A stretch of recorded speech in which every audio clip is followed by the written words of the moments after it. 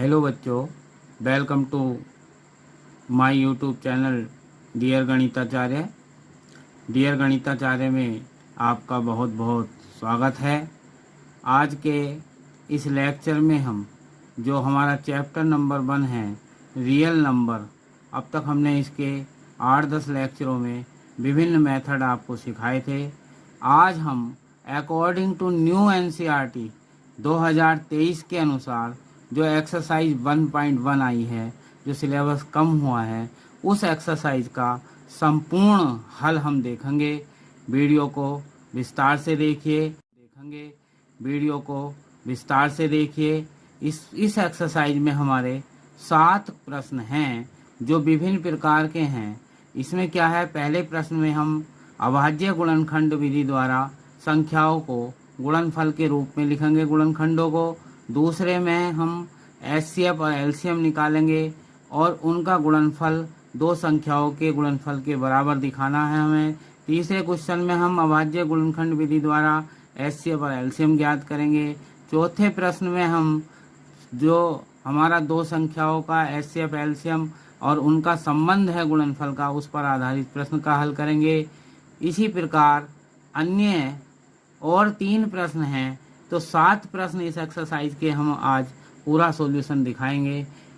Video last तक देखिए और हमारी वीडियो अच्छी लगे तो लाइक कीजिए, चैनल को सब्सक्राइब कीजिए और बेल आइकन का बटन दबाएं, जिससे कि आपको अगली वीडियो प्राप्त हो जाए।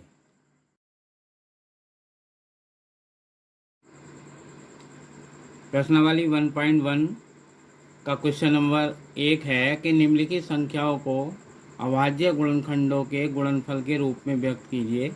इसमें 5 खंड हैं। पहला है 140, दूसरा 156, तीसरा है 3825, चौथा 5005 और पांचवा है 7429। ये जितने भी 5 खंड दिए हैं, इनके हम अभाज्य गुणनखंड करेंगे और उनको गुणनफल के रूप में कैसे व्यक्त करेंगे, आज हम इस प्रश्न में देखें। पहला पार्ट है हमारा 140, इसके अभाज्य गुणनखंड करना है। हमें पता है जब इकाई के स्थान पर 0, 2, 4, 6, 8 हो तो संख्या हमारी 2 से विभाजित होती है। तो इसके हमने 2 से गुणनखंड किए, 2 सत्ते 14, 2 0 0, फिर 2 से हो जाएंगे क्योंकि इकाई के स्थान पर 0 है। 2 तिया 6, 1 बचेगा, फिर 10 हो गए, 2 पंजे 10। अब इकाई के स्थान पर 5 आ गया तो इसके गुणनखंड 5 से होंगे।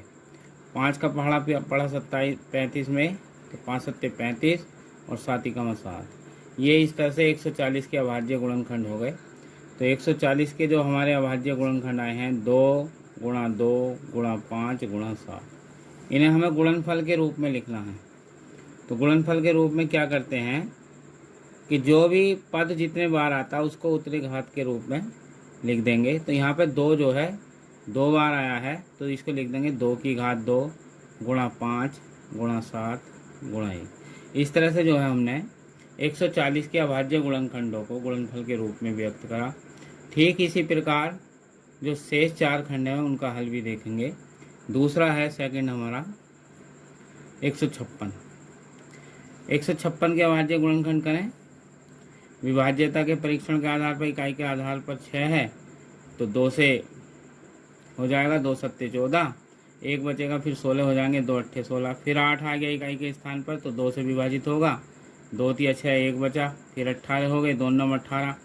फिर अब यहाँ पे क्या है, अंकों का योग हमारा 12 है, 3 9 12, जो कि 3 के पहाड़े में आता तो संख्या अब 3 से विभाजित होगी।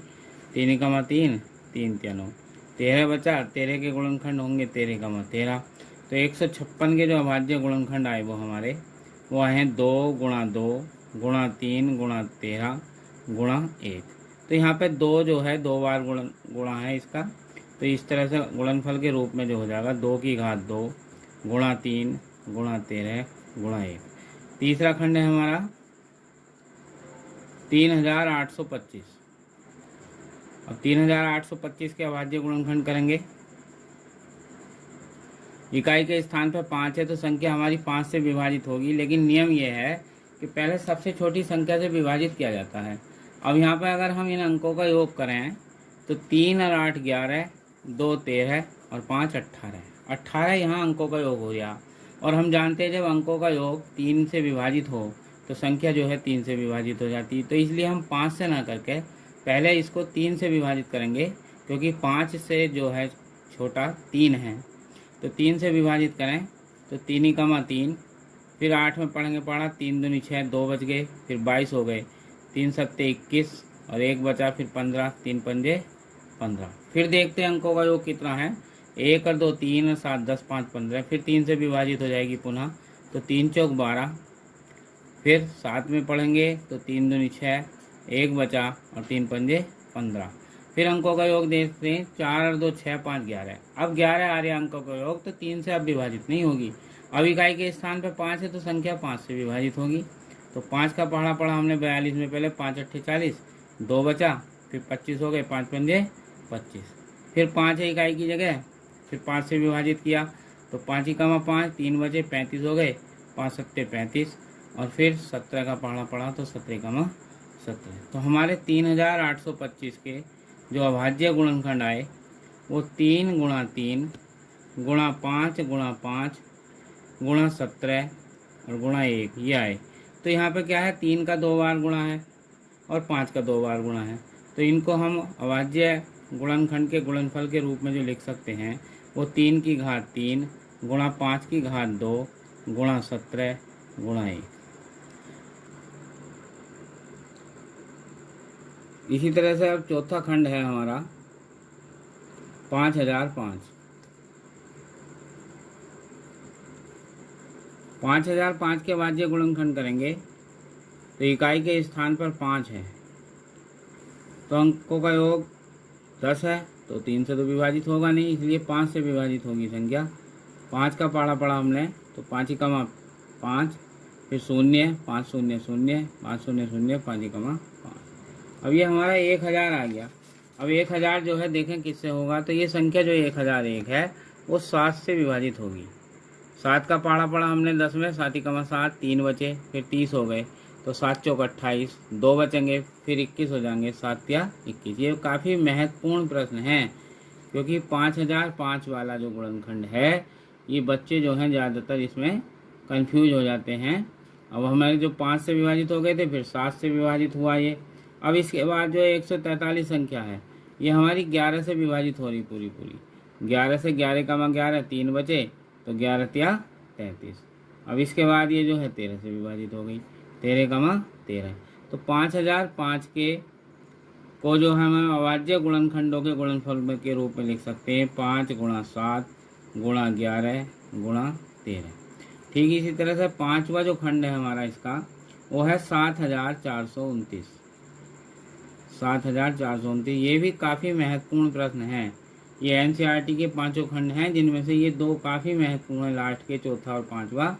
7429 के हम अभाज्य गुणनखंड करेंगे तो ये 17 से विभाजित होगी संख्या। 17 से विभाजित होगी तो 17 का हमने पढ़ा 74 में, 17 चौका 68, क्योंकि 17 पंजे 85 ज़्यादा हो जाएगा, इसलिए 17 चौका 68। फिर हमारा जो है यहाँ 74 में से 68 घटाएंगे तो हमारे 6 बचेंगे और फिर हमारे 62 हो जाएंगे, तो 17 या 51, फिर 11 बच जाएंगे 9, तो 119 हो जाएंगे, तो 17 सत्ते 119। अब ये संख्या हमारी 19 से विभाजित होगी 437, तो 19 से होंगे 19 दूनी 38, 43 में पढ़ा 19 दूनी 38। तो हमारे जो है यहाँ पे 5 बचेंगे, फिर 57 हो जाएंगे, 19 या 57। अब 23 का पढ़ा 23 में पढ़ेंगे तो 23 कमा 23। तो 7429 के जो गुणनफल के रूप में गुणनखंडों को लिख सकते हैं वो होंगे 17 गुणा 19 गुणा 23 गुणा 1। ये इस प्रश्न का पूरे का सॉल्यूशन हो गया। क्वेश्चन नंबर 2 है, पूर्णांकों के निम्नलिखित युग्मों के एचसीएफ और एलसीएम ज्ञात कीजिए तथा इसकी जांच कीजिए कि दो संख्याओं का गुणनफल बराबर होता है एचसीएफ गुणा एलसीएम के। इसमें हमारे प्रश्न के दूसरे के 3 खंड हैं। पहला है 26 और 91, दूसरा है 510 और 92, तीसरा है 336 और 24। पिछली वीडियो में हमने एचसीएफ और एलसीएम जो है अभाज्य गुणनखंड विधि के द्वारा बताया था। तो यहाँ पर अभाज्य गुणनखंड विधि से ही तो पहला खंड जो हमारा है इसका सॉल्यूशन देखेंगे 26 और 91। यहाँ पे इसका हम अभाज्य गुणनखंड विधि द्वारा एलसीएम और एचसीएफ ज्ञात करेंगे। तो इसके क्या है, हमने पहले 26 के अभाज्य गुणनखंड किए। 26 में इकाई के स्थान पर 6 है तो 2 से विभाजित हो जाएगी संख्या, 2 × 2 2 × 6। फिर 13 का पढ़ा 13 × 13। 91 के गुणनखंड करें तो यहाँ 7 से विभाजित हो जाएगी 91। 7 का पढ़ा 9 में, 7 × 7 2 बचे 21 हो गए, 7 × 21 और फिर 13 × 13। तो यहाँ पे 26 के जो अभाज्य गुणनखंड आए वो आए हमारे 2 × 13 × 1 और 91 के जो अभाज्य गुणनखंड आए वो आए 7 × 13 × 1। तो यहाँ पे जो कॉमन फैक्टर है उभयनिष्ठ गुणनखंड है हमारा वो 13 और 1 है। तो उभयनिष्ठ गुणनखंड हो गया हमारा 13 × 1। ये हमारे उभयनिष्ठ गुणनखंड हो गए। और जो उभयनिष्ठ गुणनखंडों का गुणनफल होता है वही संख्याओं का क्या होता है, एचसीएफ। तो इसलिए एचसीएफ जो आ गया हमारा 13 आ गया। एलसीएम में क्या है, जो उभयनिष्ठ होते हैं उनको एक बार लेते हैं, बाकी शेष संख्याओं को भी लेते हैं। तो यहाँ पे 2 है तो ये भी ली जाएगी। 13 हमारा उभयनिष्ठ है लेकिन इधर 7 है तो 7 भी लिया जाएगा। तो 13 उभयनिष्ठ है तो इसको हम एक बार लेंगे और गुणा 1। तो एलसीएम जो हमारा आ जाएगा इनका गुणनफल होगा 2 × 7 14 और 14 की 13 से गुणा करेंगे तो 14 × 42 हासिल 4 और 14 × 14 4 18। तो 182 इसका एलसीएम आ गया और एचसीएफ जो है 13 है। अब हमें यहाँ एक प्रतिबंध जो सिद्ध करके दिखाना है कि दो संख्याओं का गुणनफल जो है वो एचसीएफ और एलसीएम के गुणनफल के बराबर है। तो सबसे पहले क्या करा, हमने दो संख्याओं का गुणनफल निकाला। जो दी हुई संख्याएं हैं, दो संख्याओं का गुणनफल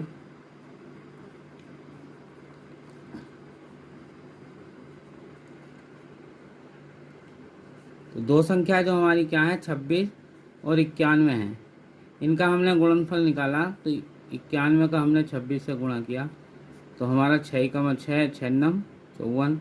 फिर 2 से किया 2 × 2 2 9 18। तो ये हमारा 6 4 और 2 6 8 5 13 का 3 हासिल 1 2366 जो है इन संख्याओं का 2366 गुणनफल आया। अब जो हमारे एचसीएफ आए हैं और एलसीएम आए हैं उनका हम गुणनफल निकालें एचसीएफ गुणा एलसीएम का। एचसीएफ जो हमारा आया है वो 13 आया है और एलसीएम जो है वो 182 है। तो हम क्या करें, 182 का 13 से गुणा करें। 13 दूनी 26 हासिल 2 13 अट्ठे 104 26 हासिल 2 13 अट्ठे 104 और 2 106 हासिल 10 और 13 कम 13 और 10 कितने हो गए 23। तो इनका गुणनफल भी हमारा 2366 आ गया। इस तरह से ये बात प्रूफ हो गई कि दो संख्याओं का जो गुणनफल है वो उनके एचसीएफ और एलसीएम के बराबर है। दो संख्याओं का गुणनफल जो आया है हमारा वो एचसीएफ और एलसीएम के गुणनफल के बराबर है। यही हमें इस प्रश्न के पहले खंड में दिखाना था। अब सेकंड पार्ट है हमारा, इसका सेकंड पार्ट है 510 और 92। इन दोनों का एचसीएफ और एलसीएम निकालना है। तो पहले हमने 510 के अभाज्य गुणनखंड किए। इकाई के स्थान पे शून्य संख्या 2 से विभाजित हो जाएगी। तो 2 का पढ़ा 5 में पढ़ा 2 दूनी 4 1 बचा, फिर 11 हो गए 2 पंजे 10, फिर 1 बचेगा 2 पंजे 10। अब हमने अंकों का योग करा 5 5 10 और 2 12। तो 12 आ रहा अंकों का योग तो 3 से विभाजित हो जाएगी। 3 का पढ़ा 3 अट्ठे 24 1 बच गया 15 3 पंजे 15 8 5 13 हो रहे। अब ये संख्या जो है 3 से विभाजित नहीं होगी। अब इकाई के स्थान पे 5 है तो हम इसको 5 से करेंगे। तो 5 ही 5 3 बचे 5 7 35। फिर 17 से विभाजित हो जाएगी 17 17। इसी तरह से 92 के गुणनखंड किए। इकाई के स्थान पे 2 है तो 2 से विभाजित किया, 2 चौक 8 2 छंग 12। फिर 2 से विभाजित करेंगे 2 दूनी 4 2 तिया 6 और 23 23। तो हमारे 510 के जो अभाज्य गुणनखंड आए हैं 2 × 3 × 5 × 17। और 92 के जो अभाज्य गुणनखंड आए हैं 2 गुणा 2 गुणा 23 गुणा 1 और यहाँ भी नहीं। जो उभयनिष्ठ गुणनखंड है हमारे, कभी कभी कुछ कोई ऐसा प्रश्न आ जाता है कि उसमें उभयनिष्ठ गुणनखंड दिखाई नहीं देता। तो उभयनिष्ठ गुणनखंड जब ना हो तो एक जो है प्रत्येक संख्या गुणनखंड होता है, तो वहाँ पे उभयनिष्ठ गुणनखंड एक हो जाएगा। यहाँ पे उभयनिष्ठ गुणनखंड हमारा एक तो 2 है, बाकी इसमें 2 है तो इसमें नहीं है, इसमें 3 है तो इसमें नहीं है, यहाँ 5 है तो इसमें नहीं है, यहाँ 23 है इसमें तो इसमें नहीं है, यहाँ 17 है तो इसमें नहीं है। तो हमारे जो उभयनिष्ठ गुणनखंड हुआ वो 2 गुणा 1 हुआ, इसलिए हमारा जो इन संख्याओं का एचसीएफ जो होगा वो 2 गुणा 1 यानी कि 2 होगा। इसी तरह से एलसीएम निकालेंगे हम। तो एलसीएम जो होगा, जो उभयनिष्ठ है उसको एक बार लिखेंगे, तो ये जो 2 उभयनिष्ठ थे इनको एक बार लिया, शेष ये 2 बचा इसको भी लिखेंगे, 3 भी आएगा, 5 आएगा, 17 आएगा और फिर 23 आएगा। अब इनका हम गुणनफल करेंगे तो वही क्या होगा, हमारा एलसीएम होगा। 2 का गुणा 2 से 2 दूनी 4 या 12 पंजे 60, 60 का गुणा हमने किया 17 से, 17 0 0 17 छक्के 102, 1020 आया। फिर इसका गुणा हम 23 से कर लें, 3 0 0 3 दूनी 6 3 0 0 3 एकम 3, फिर 2 0 0 2 दूनी 4 2 0 0 2 एकम 2, तो 0 60 4 3 2, 23,460 इन दोनों संख्याओं का क्या आया, हमारा एलसीएम आया। अब हमें प्रूव करना है कि दो संख्याओं का गुणनफल जो है वो एचसीएफ और एलसीएम के बराबर होता। पहले हमने क्या किया, दो संख्याओं का गुणनफल निकाला, जो संख्याएं दी हैं दो संख्याओं का गुणनफल। हमारी जो दो संख्याएं हैं वो क्या है, 510 और 92 है। तो हमने क्या किया, 510 का 92 से गुणा किया, तो 2 0 0 2 एकम 2 2 पंजे 10, फिर 9 से पढ़ा 9 0 0 9 एकम 9 9 पंजे 45, तो 0 का 0 2 का 2 9 का 9 5 और 1 6 और 4 का 4। जो गुणनफल आया दो संख्याओं का वो हमारा आया 46,920। अब क्या है एचसीएफ, अब हम एचसीएफ और एलसीएम का गुणनफल निकालें। तो एचसीएफ जो आया था हमारा वो 2 था और एलसीएम जो है वो हमारा 23,460 है। इनका हमने गुणा करा तो 2 0 0 2 छंग 12 का 2 हासिल 1 2 चौक 8 और 1 9 2 तिया 6 और 2 दूनी 4, ये 46,920 आया। यही हमारा 46,920 दो संख्याओं का गुणनफल है और यही हमारा एचसीएफ एलसीएम का गुणनफल है। इसलिए दो संख्याओं का जो गुणनफल है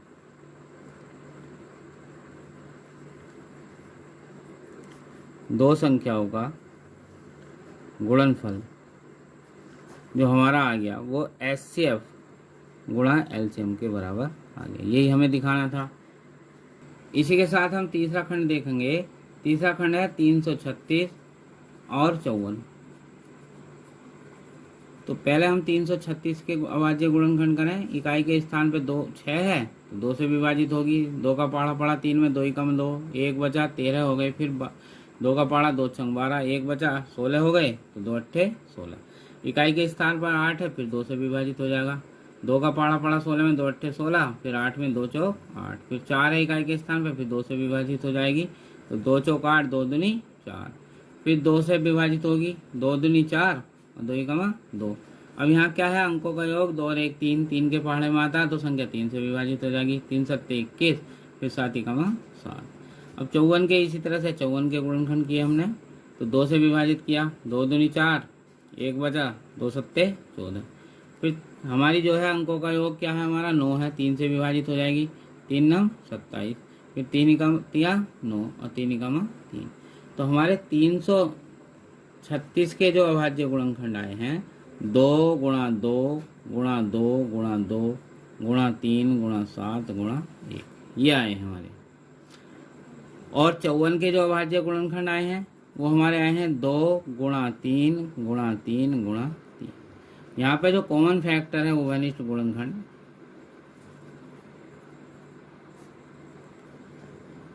वो हमारा उभयनिष्ठ गुणनखंड जो है वो क्या है, देखिएगा। एक तो ये हमारा 2 हो गया उभयनिष्ठ गुणनखंड, और एक हमारा 3 हो गया, और साथ में क्या है 1 हो गया। तो 2 गुणा 3 गुणा 1।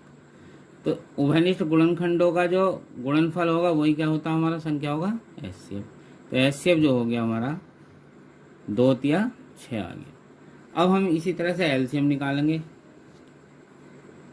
तो LCM जो है, जो उभयनिष्ठ होते हैं उनको एक बार लिखते हैं, शेष जो बचते हुए अभाज्य गुणनखंड होते हैं वो भी आते हैं। तो 2 तो हमारा ये उभयनिष्ठ हो गए थे, लेकिन 3 2 और हैं, तो अधिकतम घात लेते हैं। तो तीनों 2 और ले लेंगे, 2 गुणा 2 गुणा 2। 1 3 हमारा क्या था, उभयनिष्ठ था, और 2 3 शेष और बचे तो इनको भी लिया जाएगा, 3 गुणा 3। फिर ठीक उसके साथ क्या है, 7 बचा हुआ है। अब इनका गुणनफल जो होगा वो क्या होगा हमारा, LCM होगा। 2 दूनी 4, दूनी 8, दूनी 16 या 48। 48 की गुणा हम 3 या 9 सत्ते 63 से करें, तो 8 या 24 हासिल 2, 8 छंग 48 और 2 50। 4 या 12 का 2 हासिल 1, 4 छंग 24 और 1 25। 4 आ गया, 2 आ गया, 5 5 10 का 0 हासिल 1, 2 और 1 3। तो हमारा LCM जो आ गया इन संख्याओं का वो 3024 आ गया। गुणनफल और LCM के, तो हम पहले 2 संख्याओं का गुणनफल निकालें। तो 2 संख्याओं का गुणनफल, हमारी जो संख्याएं हैं 2, वो क्या क्या हैं यहाँ, वो है हमारी 54 और 336। तो 54 गुणा 336। अब क्या करें हम, 336 का गुणनफल 54 के साथ निकालें, गुणा करके देख लेंगे। तो 4 छंग 24 हासिल 2, 4 या 12 और 2 14 हासिल 1, 4 या 12 और 1 13 का 3, 13 ही आएगा। और 5 का फिर पढ़ा तो 5 छंग 30 हासिल 3, 5 या 15, 3 18 हासिल 1, 5 या 15 और 1 16। तो यह है हमारा 4 4 8 3 11 का 1 हासिल 1, 6 7 1 8, 18,144 जो है क्या है हमारा इन संख्याओं का गुणनफल आया।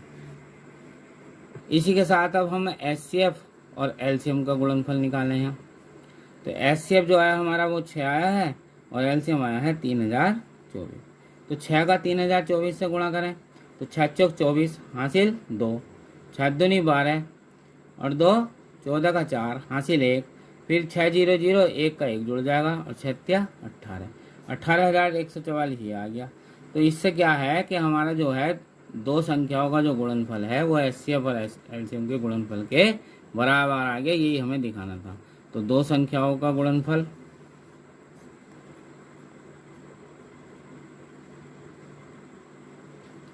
बराबर जो आ गया वो HCF गुणा LCM के आ गया।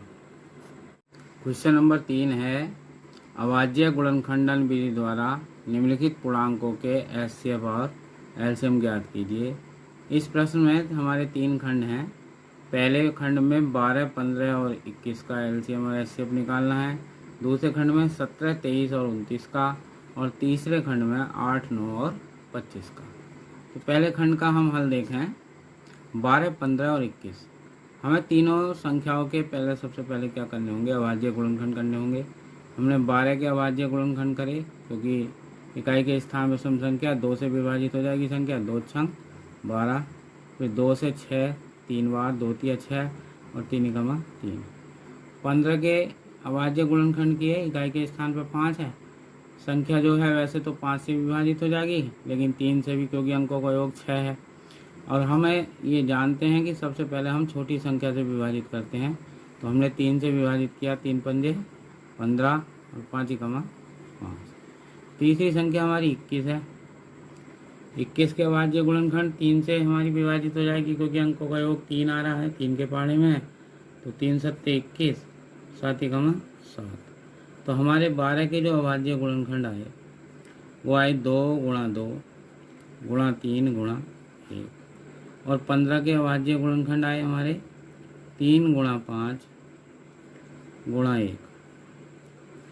21 के जो अभाज्य गुणनखंड आए वो है हमारे 3 गुणा 7 गुणा 1। अब हमें कॉमन फैक्टर तीनों गुणनखंडों में उभयनिष्ठ गुणनखंड देखना है। कॉमन फैक्टर क्या है, तो जो हमारा उभयनिष्ठ गुणनखंड है, यहाँ पर उभयनिष्ठ गुणनखंड हमारा जो है तीनों संख्याओं के अभाज्य गुणनखंडों में 3 एक उभयनिष्ठ गुणनखंड है, क्योंकि 3 तीनों के अंदर है। तो 3 उभयनिष्ठ गुणनखंड हो गया और साथ में 1।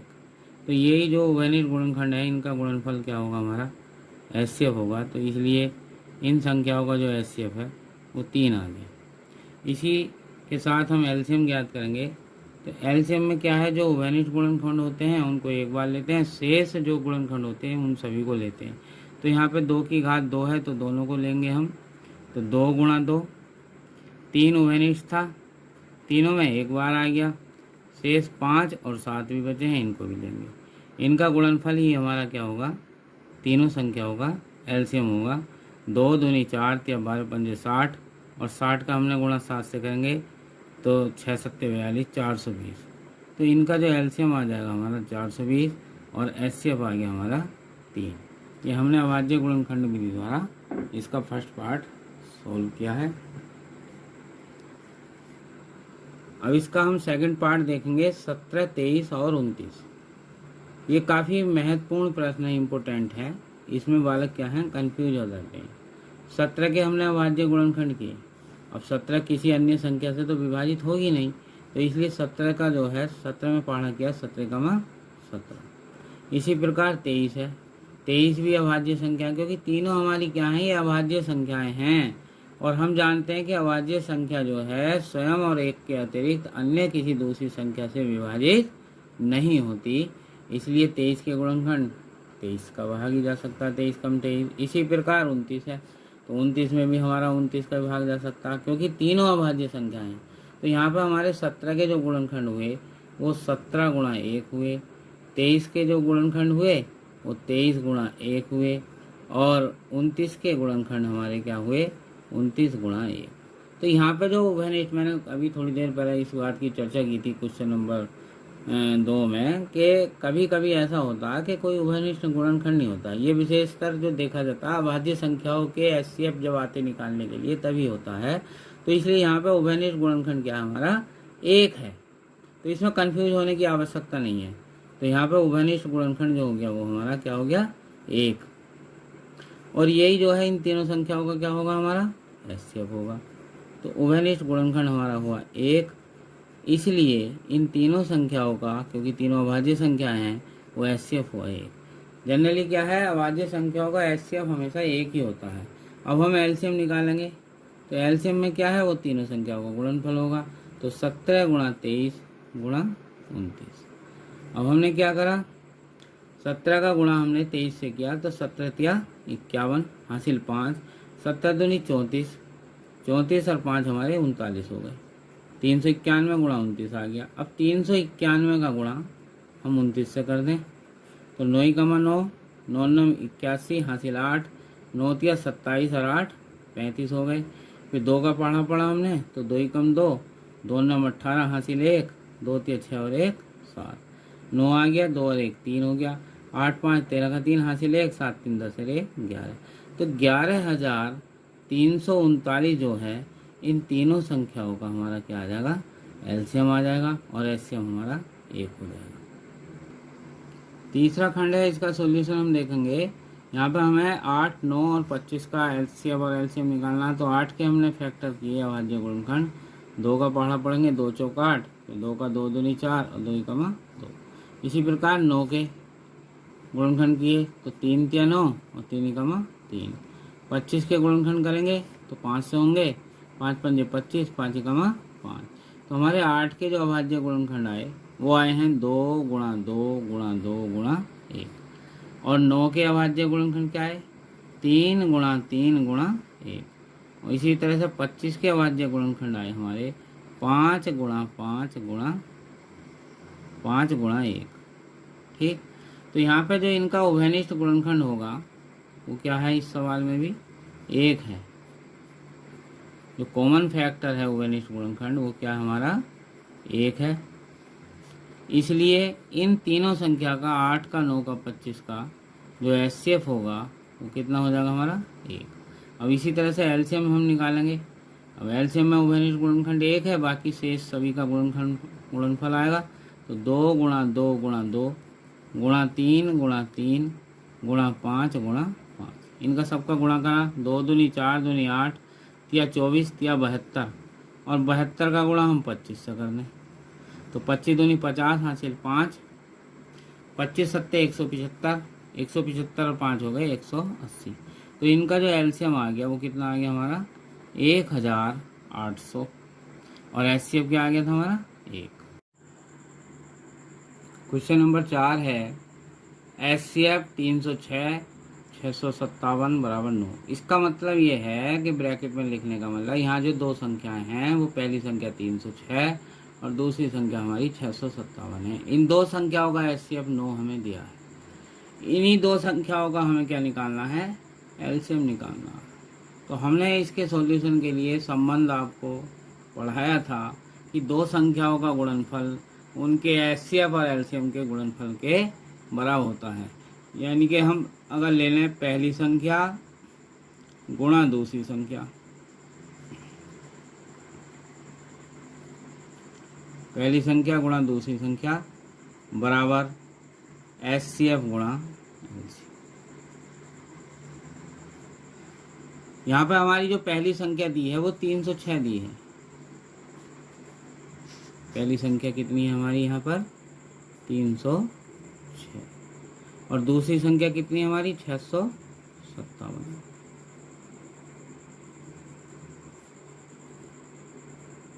इन दोनों संख्याओं का हमें एचसीएफ दिया है।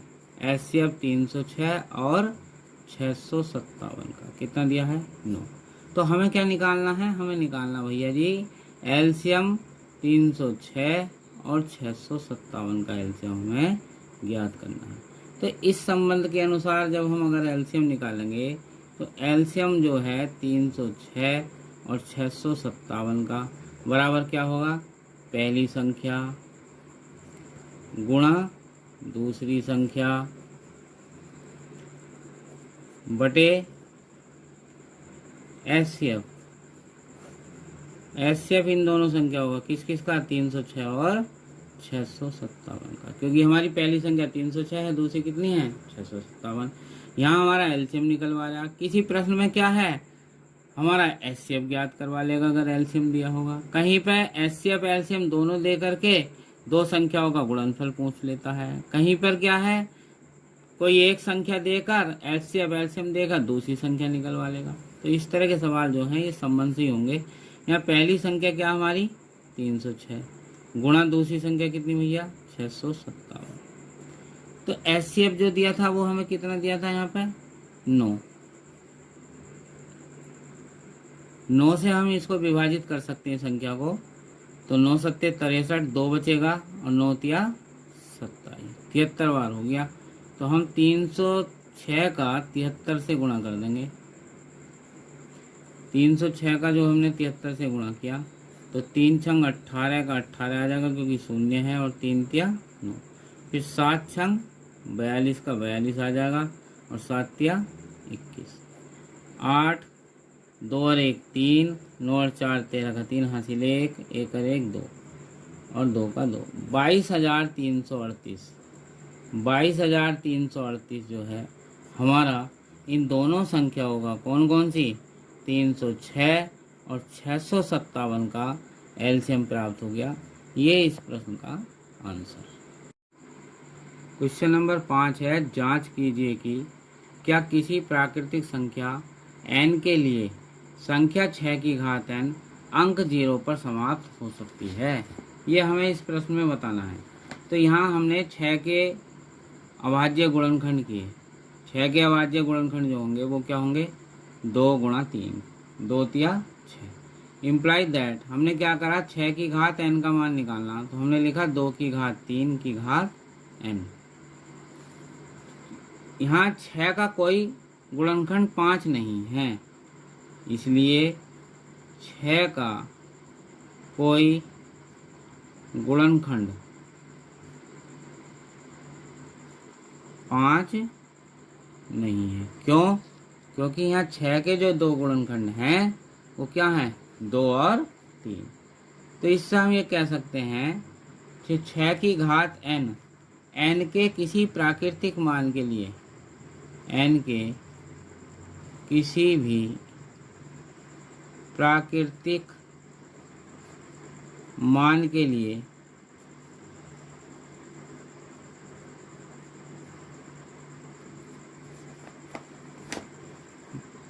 अंक 0 पर समाप्त नहीं होगी। अंक 0 या 0 पर समाप्त नहीं होगी। क्यों?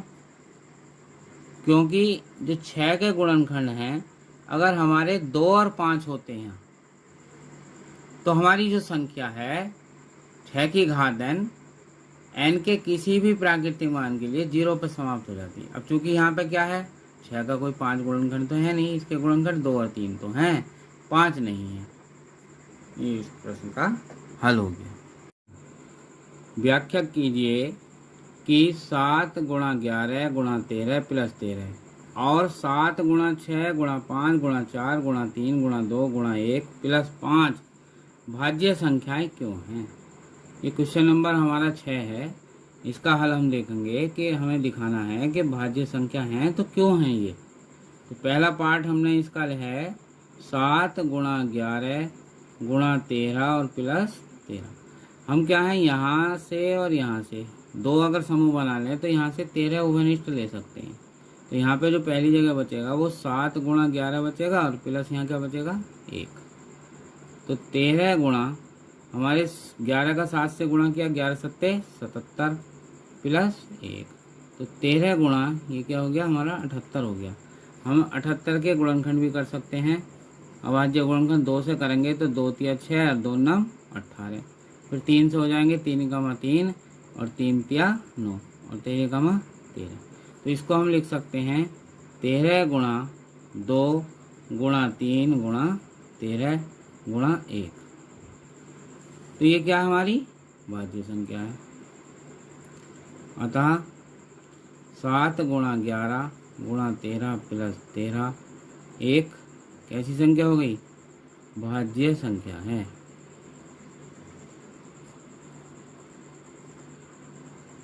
ठीक इसी तरह से सेकंड पार्ट जो है इसका वो है हमारा 7 गुणा 6 गुणा 5 गुणा 4 गुणा 3 गुणा 2 प्लस 5। अब यहाँ 2 समूह बनाए हमने इसी प्रकार, तो 5 उभयनिष्ठ लिया। तो यहाँ पे क्या बचेगा हमारा 7 गुणा 6 गुणा 4 गुणा 3 गुणा 2 प्लस 1 बचेगा। तो 5 गुणा इनका आपस में इनका हमने गुणा किया तो 7 छंग 42, 4 तिया 12 दूनी 24। अब 42 का हमने 24 से गुणा किया, 4 दूनी 8 4 चौक 16, 2 दूनी 4 2 चौक 8। तो यह आया हमारा 8 6 4 10 का 0 हासिल 1, 8 और 1 9 और 1 10। तो ये हमारा 1008 आ गया और प्लस का 1। तो ये जो आया हमारा 5 गुणा 1009। ये 5 से विभाजित हो जाएगी संख्या।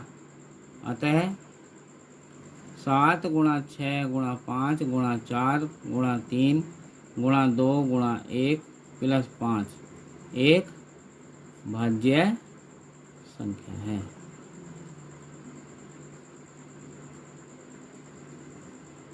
ये इसका हल हो गया। इस एक्सरसाइज का अंतिम प्रश्न है क्वेश्चन नंबर 7। ये काफ़ी महत्वपूर्ण प्रश्न है। किसी खेल के मैदान के चारों ओर एक वृत्ताकार पथ है। इस मैदान का एक चक्कर लगाने में सोनिया को 18 मिनट लगते हैं, जबकि इसी मैदान का एक चक्कर लगाने में रवि को 12 मिनट लगते हैं। मान लीजिए वे दोनों एक ही स्थान और एक ही समय पर चलना प्रारंभ करते हैं। कितने समय बाद वे पुनः प्रारंभिक स्थान पर मिलेंगे। इस प्रश्न का हल देखने के लिए हमें क्या करना है कि उसी स्थान पर दोनों उस समय मिलेंगे जो दोनों का समय है एक चक्कर का 12 मिनट और 18 मिनट। इनका जो एक न्यूनतम गुणज हो। न्यूनतम गुणज का मतलब क्या हो गया कि इन दोनों संख्याओं का हमें क्या निकालना होगा, एलसीएम निकालना होगा। उसी स्थान पर दोनों कौन कौन, सोनिया और रवि। सोनिया और रवि उस समय मिलेंगे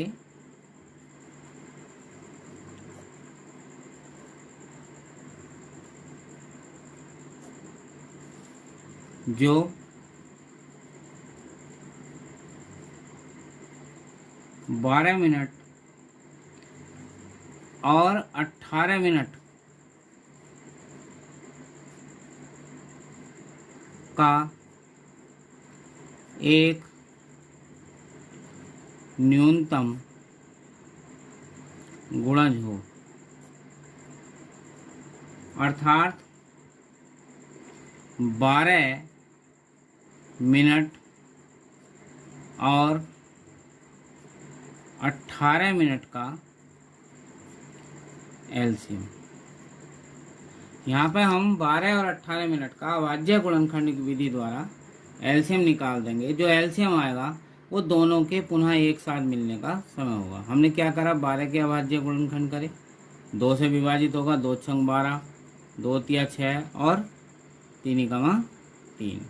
फिर 18 के अभाज्य गुणनखंड करे, 2 नम 18, 3 तिया 9 और 3 3। तो 12 के जो अभाज्य गुणनखंड आए वो 2 गुणा 2 गुणा 3 गुणा 1, और 18 के अभाज्य गुणनखंड आए 2 गुणा 3 गुणा 3 गुणा 1।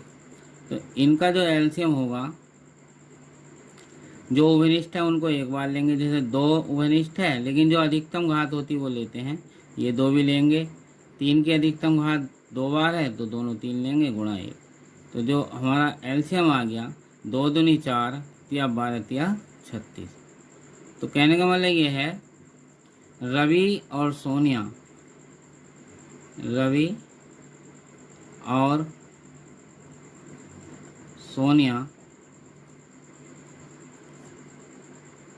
पुनः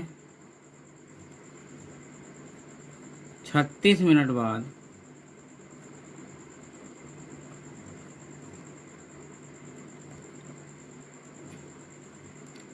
एक साथ मिलेंगे।